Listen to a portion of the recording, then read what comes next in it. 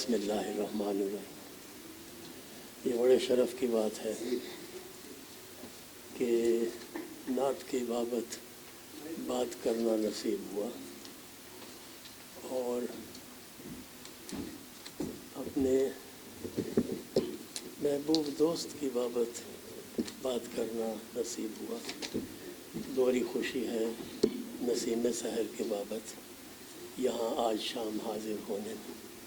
میرے لیے دشوار تھا اس محفل میں آنا، اس لیے کسی وقت مجھے مغرب ہی کے وقت اپنے ایک عزیزہ کے جنازے اور تدفین میں شامل ہونا تھا۔ یہاں آ کے گیا ہوں، لیکن میں اس کو مس نہیں کرنا چاہتا تھا، تو اس لیے یہ حاضری میں نے دوبارہ دی۔ میں چاہتا تھا کہ اس عمدہ کتاب کی بابت، یہ ایک مضبوط کتاب ہے، مجھے لگتا ہے کہ یہ نعت کے ناطے اپنی جگہ بنائے گی۔ اس میں نسیم نے اگلا قدم اٹھایا۔ میں نے ان کی پچھلی کتاب پر لکھتے ہوئے کہا تھا کہ مدینہ رسی کا یہ عمل ہے، وہ اتفاق سے مدینے میں رہے اور اس شہر حسن سے بہت قدیم ان کی آشنائی ہے، خوش قسمت ہے کہ انہیں وہاں بہت رہنے کا موقع ملا۔ تو نعت نگینے پر لکھتے ہوئے میں نے سوچا تھا کہ مدینہ رسی کا یہ عمل مدینہ یابی میں ضرور ڈھلے گا، اور اللہ کا یہ کرم ہے کہ یہ مدینہ یابی کی بڑی خوبصورت تصویر اس کتاب کی شکل میں ہمارے سامنے آئی۔ مدینے کو جس طرح انہوں نے بسا لیا سینے میں، یہ مطلب ہے بڑی توفیق کی بات ہے۔ ہنر کے ساتھ جیسے انہوں نے اس کو بیان کیا، یہ فن کے اوپر گرفت کی ایک دلالت ہے۔ تو اس کتاب کے میں وہ جنرل باتیں تو نہیں کہوں گا جو آپ ان کی بابت سن چکے ہوں گے، بہت زیادہ ان کے صحاب کی ادارت اور شعر کہنے کی قدامت اور دوسری باتیں، کئی پہلوؤں سے ادبی شخصیت ہے۔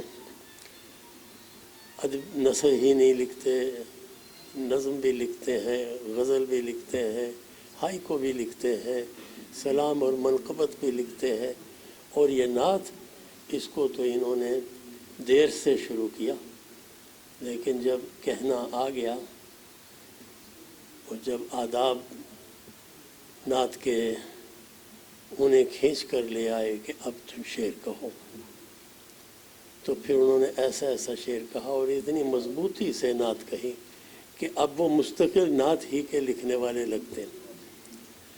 وہ بزم حمد و نعت کے سربراہ اپنی انہی خوبیوں کی وجہ سے چنے گئے۔ ان کے چننے والے حافظ صاحب کے انتخاب کی میں داد دیتا ہوں، انہوں نے واقعی ایک حقدار شخص کو بزم حمد و نعت کے صدر کے طور چنا۔ یہ بہت زیادہ میدانوں میں کام کرنے والے، بہت زیادہ کتابیں اب تک لا چکے ہیں، آپ کو یقین نہیں آئے گا۔ یہ ان کی خلاقی کی مثال ہے۔ اس کتاب کے اندر میں نے جسے کہا کہ یہ بڑی مضبوط نعتیہ کتاب ہے، آپ دیکھیے ذرا، کرونا کے ناطے سے دو شعر دیکھیے۔ طواف رک نہیں سکتا، خدا کا حکم ہے یہ۔ طواف رک نہیں سکتا، خدا کا حکم ہے یہ، کوئی نہ ہو تو پرندے طواف کرتے ہیں۔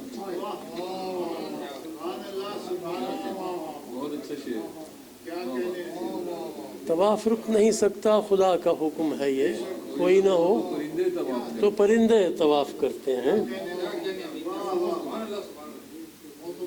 جانیے مت اسے قرنطینہ، گھر کے اندر میں اعتکاف میں ہوں۔ یعنی آج کے جدید ترین مسئلے کے ناطے بھی انہوں نے نعت کی بات کی، حضور کو یاد کیا، دین کی کسی رکن کے ساتھ اپنا رشتہ جوڑا۔ کہتے ہیں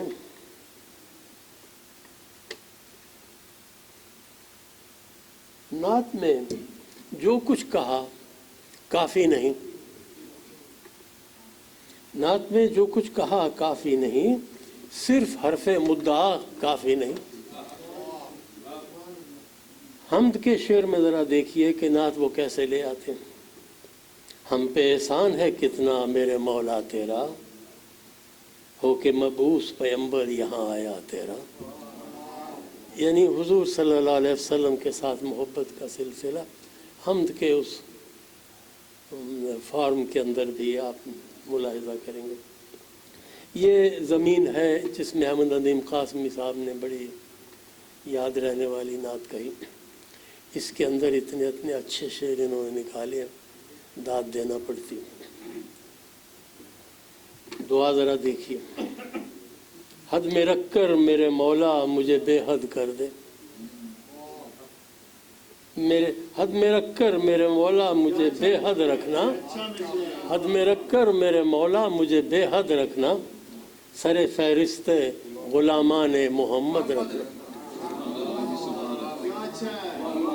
हद में रख कर मेरे मौला मुझे बेहद रखना, सरे फहरिस्त गुलामान मोहम्मद रखना। कासमी साहब की नात का जिक्र आया था, ज़रा देखिए, गिरा लगाइए उन्होंने। मैं तो मर जाता अगर साथ ना होता तेरा। इसके ज़रा चल रहा हूँ मैं फ़कत लेके सहारा तेरा, मैं तो मर जाता अगर साथ ना होता तेरा। ऐसे लगता है ये मिसरा इसी के लिए बना हुआ था। इस किताब के अंदर तज़मीनें हैं, इसके अंदर तरही मिसरों पर लिखी हुई नातें हैं। इसके अंदर यूँ कहिए कि बहुत सारे फैलाव हैं, तरहें जो हैं, मशहूर रदीफ़ें।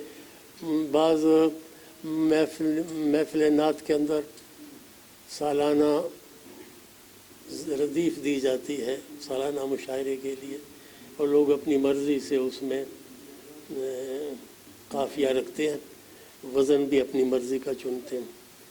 तो उसमें उन रदीफ़ों के अंदर शब व रोज़ की रदीफ़, उजाला तेरा, औसाफ़ हमीदा, ये चंद मुझे याद आई सिर्फ। तो उनके अंदर बड़ी उम्दा चीज़ें उन्होंने कही। ज़रा शेर सुनिए। मोहब्बत जिसे हो हुजूर आपसे, वो कैसे रहे इतना दूर आपसे। ये है सादा अंदाज में मोहब्बत का ज़िक्र कर देना। कोई तकल्लुफ़ नहीं है, कोई आर्ट नहीं है, कोई सनाए बदाई नहीं है। मोहब्बत